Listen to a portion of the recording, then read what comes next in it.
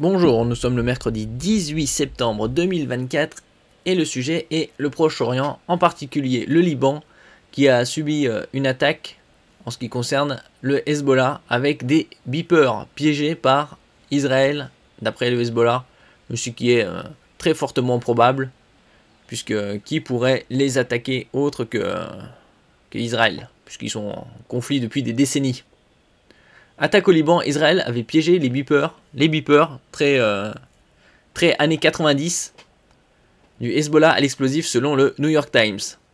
Au lendemain de l'explosion simultanée à travers le Liban de beepers utilisés par le Hezbollah, le mode opératoire derrière cette attaque se précise.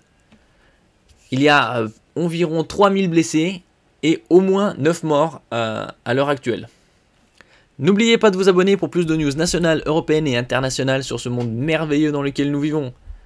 Des responsables américains et d'autres nationalités ont affirmé au New York Times qu'Israël était parvenu à cacher des petits explosifs dans des beepers achetés par le Hezbollah à Taïwan, de la marque Apollo. Et donc il y a au moins 9 morts, 3000 blessés et des dizaines voire des centaines de blessés plus ou moins graves. Des responsables américains et d'autres nationalités ont affirmé au New York Times qu'Israël était parvenu à cacher des petits explosifs dans des beepers achetés par le Hezbollah à Taïwan et les a déclenchés à distance, mardi 17 septembre, tuant 9 personnes et faisant près de 2800 blessés. Au total, 5000 beepers auraient ainsi été piégés, a déclaré Reuters, une source de sécurité libanaise et une autre source après. Ces sources, qui s'expriment sous le couvert de l'anonymat, ont donné au quotidien américain des détails sur cette opération sans précédent attribuée par le mouvement islamiste libanais à Israël. Selon ces responsables, dont les nationalités ne sont pas détaillées, les petits appareils avaient été achetés au fabricant Gold Apollo à Taïwan et ont été interceptés par les services israéliens avant leur arrivée au Liban. Ils n'ont pas été prudents en ce qui concerne le Hezbollah. Une photo du beeper Gold Apollo AR-924, le modèle qui aurait été piégé lors de l'attaque de grande ampleur qui a visé le Hezbollah le 17 septembre 2024. La firme taïwanaise Gold Apollo a déclaré qu'elle n'avait pas livré les beepers incriminés. Après, bien évidemment, elle va se dédouaner de toute intervention. Elle ne vend que les beepers. Après ce qui s'est passé entre-temps. Mercredi, l'entreprise taïwanaise a cependant assuré ne pas avoir produit les appareils, renvoyant à une entreprise européenne autorisée à utiliser sa marque et dont le nom n'a pas été dévoilé. Ces produits n'étaient pas les nôtres, seule notre marque était inscrite sur ces appareils, a déclaré mercredi le fondateur de Gold Apollo, Xu Qingquan. Donc c'est de la sous-traitance, ils ont utilisé la marque et n'ont rien à voir d'après eux. Après, bien évidemment, ils n'ont pas placé les explosifs.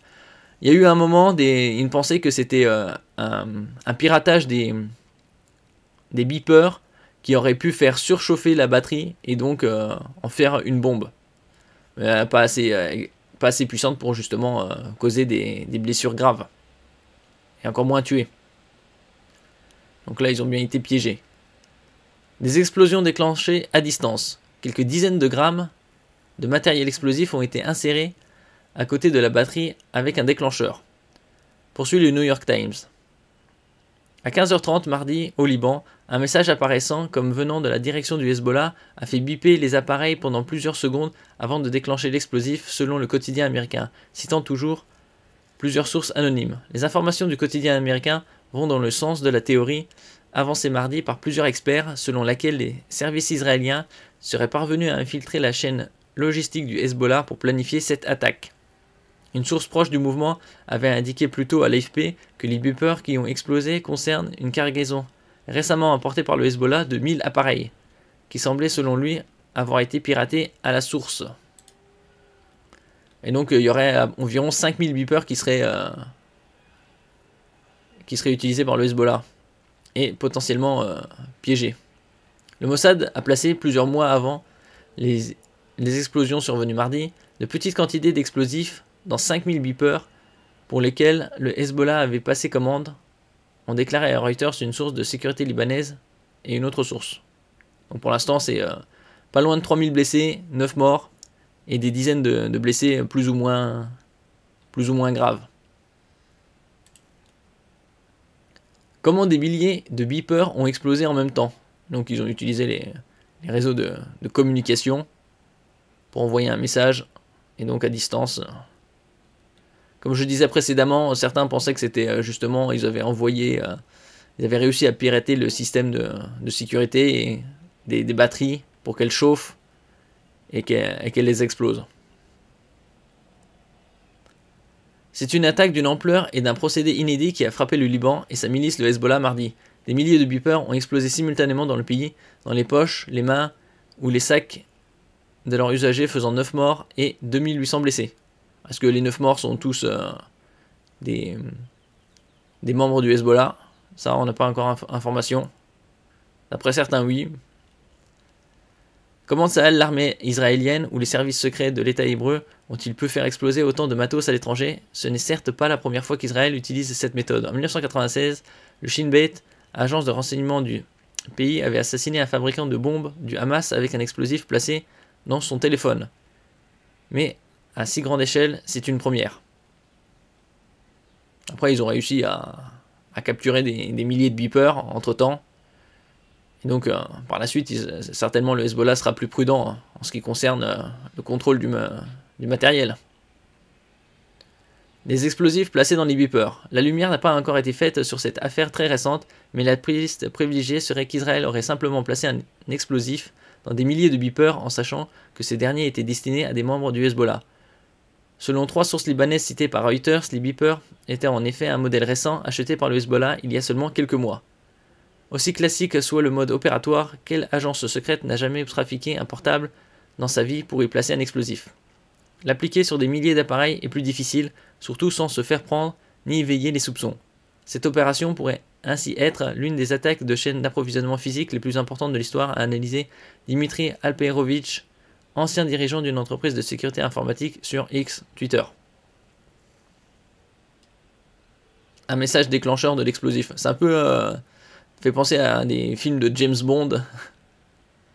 Après, une partie, c'est basé sur la réalité. J'ai fait par le passé.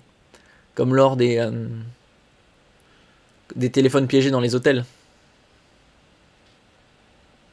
Un message déclencheur de l'explosif. Le Washington Post évoque de son côté l'hypothèse d'un sabotage des appareils avant leur livraison, notamment en infiltrant directement la chaîne d'approvisionnement.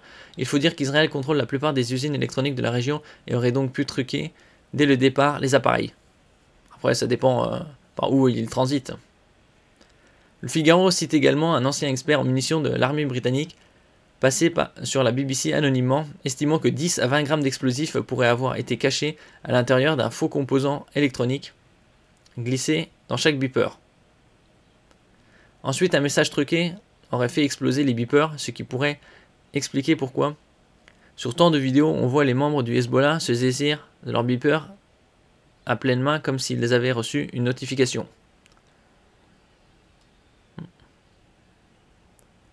Et donc ils utiliseront certainement d'autres matériels.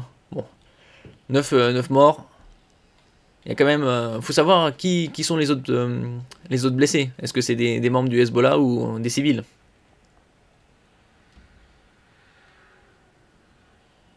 Une cyberattaque plus tôt.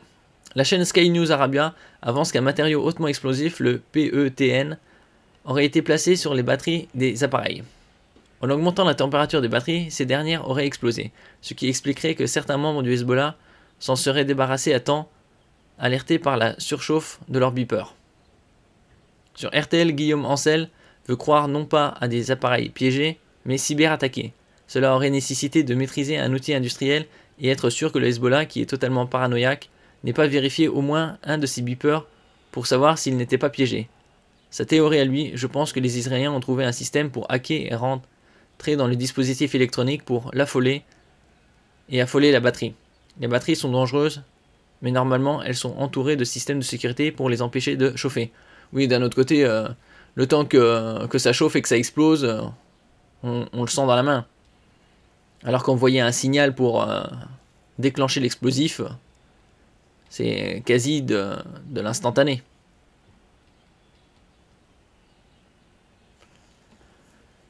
Merci pour votre écoute. N'oubliez pas de mettre un j'aime, un commentaire, de partager et de vous abonner à la chaîne. À la prochaine fois.